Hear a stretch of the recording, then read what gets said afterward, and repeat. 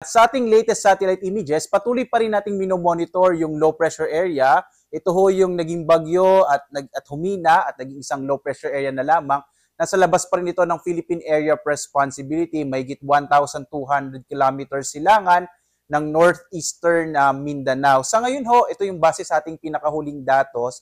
Medyo maliit pa yung chance na maging bagyo ito within the day, pero hindi natin inaalis yung posibilidad na sa mga susunod na araw, lalo na ho bandang Biyernes or hanggang weekend ay posible itong maging bagyo pa rin, mag-re-intensify at inaasahan pa rin natin na papasok ito ng Philippine Area of Responsibility sa mga susunod na araw. Bagamat sa ngayon, wala pa rin ho itong direct na epekto sa anumang bahagi ng ating bansa.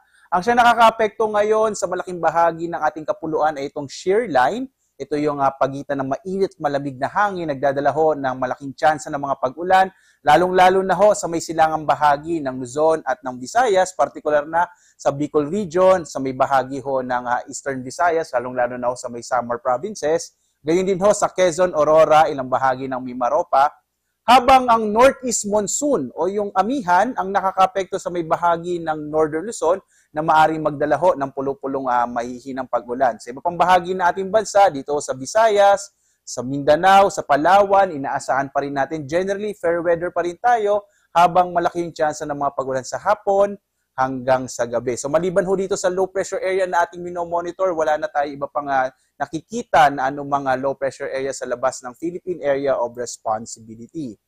Narito ho ang ating magiging panahon dito sa may bahagi ng Luzon. Makikita ho natin, malaki yung tsansa ng mga pag-ulan sa malaking bahagi ng Bicol region, kasama yung Calabarzon, ilang bahagi ho, partikular na sa Mindoro provinces, Romblon, Marinduque, kasama din yung Aurora, at sa Kamaynilaan, inaasahan din ho natin medyo magiging maulap yung kalangitan sa araw na ito. Ito ay epekto pa rin itong shear line o yung banggaan nga ng mainit at malamig na hangin.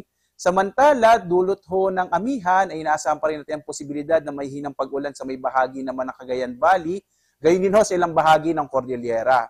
Sa bahagi naman ho ng Ilocos region, kasama yung Central Luzon, bahagi din ho, kasama rin na nakikita natin sa may bahagi ng Benguet at Abra ay yung mga isolated light rains. Habang dito sa Palawan, inaasahan pa rin natin yung mga isolated rain showers and thunderstorms. Muli ho, yung pinagkaiba nung area kung saan nakaka-apekto yung amihan, wala hong masyadong mga thunderstorms sa bahaging iyan ng ating bansa. Yung agwat ng temperatura natin sa Lawag ay nasa 24 to 32 degrees Celsius, sa Baguio hanggang 25 degrees Celsius, sa Tuguegarao naman ay 23 to 31 degrees Celsius, habang sa Kamaynilaan ay mula 25 to 31 degrees Celsius, sa Tagaytay 22 to 29 degrees Celsius, sa Legazpi naman 25 to 31 degrees Celsius, sa Kalayaan Islands 26 to 32 degrees Celsius, habang sa Puerto Princesa ay mula 26 to 32 degrees Celsius. Dumako ho tayo sa Visayas at Mindanao.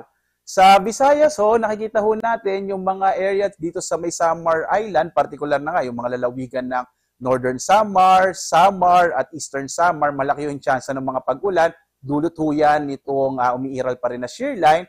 Habang sa lalabing bahagi ho ng Kabisayaan ay asahan pa rin ng mga isolated rain showers and thunderstorms, lalo na sa hapon hanggang sa gabi. Yung agwat ng temperatura sa Iloilo ay 27 to 32 degrees Celsius, sa bahagi ng Cebu ay 26 to 32 degrees Celsius, habang sa Tacloban ay 25 to 32 degrees Celsius.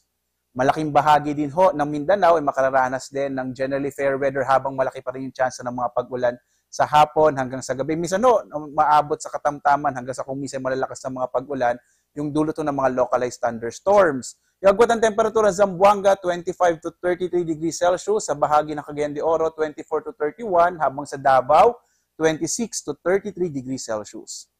May nakataas pa rin ho tayong gale warning, no? Partikular na sa mga baybay ng Hilagang Luzon, sakop po yung Batanes, Cagayan, kasama yung Babuyan Islands, Isabela, Ilocos Norte, Ilocos Sur, yung Hilagang Baybayin ho ng Quezon, kasama yung Polillo Islands, Albay at Sorsogon. Gayun din ho, may nakataas din tayong gale warning sa bahagi ng Catanduanes, Eastern Samar at Northern Samar. Para ho sa kumpletong listahan ng mga lugar na may gale warning, lalo na po itong mga bayan na ito, ay maaari po tayong pumunta sa ating website sa pag-asa.usc.gov.ph. Punta lamang ho kayo sa Marine, under ho yan ng gale warning. Itong mga lugar ho, itong mga may pulang area, sa lugar ho na ito, inasahan natin magiging maaari yung karagatan. Kaya po yung maliit na sakyang pandagat, lalong-lalo na ho, yung maliliit na mga bangka, iwasan muna pong pumalaot sa bahagi ito ng ating bansa dahil magiging maalon ngayong karagatan, dulot ho yan ng amihan. Tingnan naman ho natin yung magiging lagay ng panahon sa mga susunod na araw.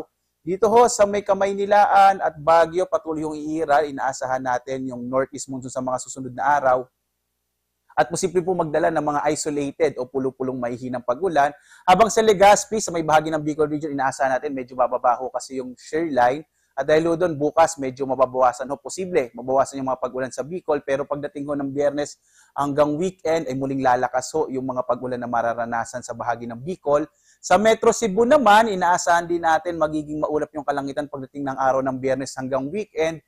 Kaya din sa Metro Davao, inaasahan ho kasi natin sa mga susunod na araw ay lalapit ho yung low pressure area at muling makaka-apekto din yung shear line, kaya po posible pa rin yung area ng Eastern Visayas at Eastern Mindanao, kasama din yung Bicol Region, lalo na bandang weekend, malaki pa rin yung tsansa ng mga pag-ulan. Sa Kamaynilaan, yung agwat ng temperature in the next 3 days ay mula 23 to 31 degrees Celsius. Sa Baguio naman, nasa 15 to 24 degrees Celsius, habang sa Legazpi, 24 to 32 degrees Celsius. Sa Metro Cebu naman ay mula 25 to 32 degrees Celsius, habang sa Metro Davao ay mula 25 to 32 degrees Celsius.